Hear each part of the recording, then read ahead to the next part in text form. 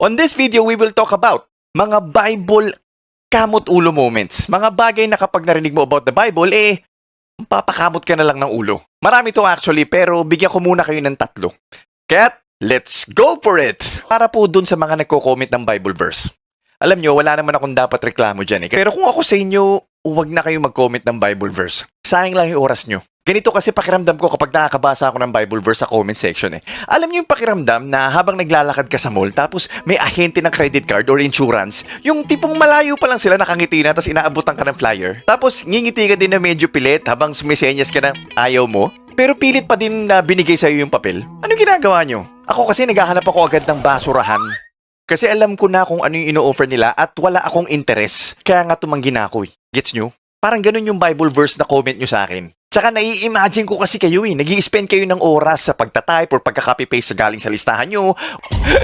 Joke lang ha.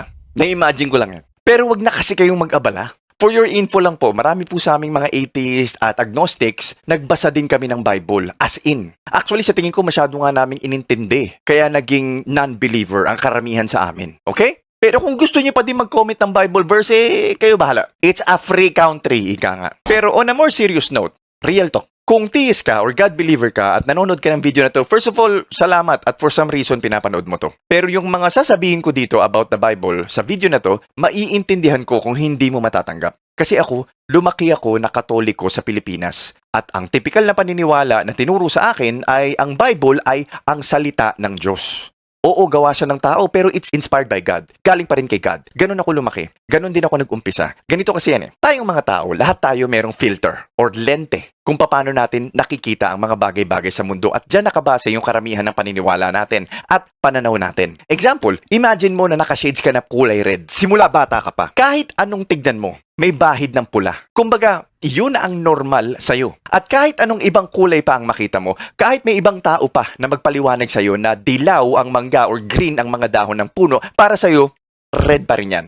Yung shades na pula, yan yung filter mo sa mundo. And that represents yung personal background mo, yung sino yung magulang mo, at yung environment na kinalakihan mo, yung school na pinanggalingan mo, at part niyan yung paniniwala mo sa religion at sa Bible. Ako personally, nung nag-umpisa ako na pag-aralan ng mas maigi yung paniniwala ko about religion at Bible, nahirapan akong tanggapin yung mga bagong impormasyon na nalalaman ko. Kasi nga, bata pa lang ako, nasabihan na ako, at lagi ko din naririnig sa misa na ang Bible ay salita ng Diyos. So, nakatatak na sa isip ko yun. Yung mga sinasabi ng mga atheists, tingin ko noon is galing kay Satanas. Tapos eventually, na-realize ko na wala din palang ebidensya sa existence ng Satanas.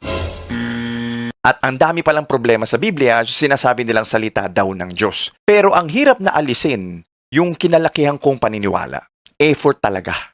Pero ito yung advice ko sa iyo, kung believer ka. Kung gusto mo talaga pag-aralan din to in an objective way or yung paraan na walang kinikilingan, ako kasi nag-decide ako at sinabi ko sa sarili ko na hahanapin ko ang katotohanan about sa existence ng isang God na base sa realidad. Ngayon, bahala kayo kung gusto nyong bigyan ng ibang meaning yung realidad or gawing sobrang technical na philosophical semantics na mga tongue twister na terms na puti na yung mata nyo, hindi pa kayo tapos mag-define ng isang word. Marami din gumagawa niyan at walang mali dyan sa ganyang approach. Pero yung realidad na interesado ako ay yung realidad na kaya nating patunayan base sa ebidensya. At sa ngayon, ang pinaka-accurate na paraan para magawa natin yun ay gamit ang scientific method. Sa ilalim ng mga pahina, may mga lihim na natatago. Mga kwentong sinulat, ngunit sino ang tunay na totoo?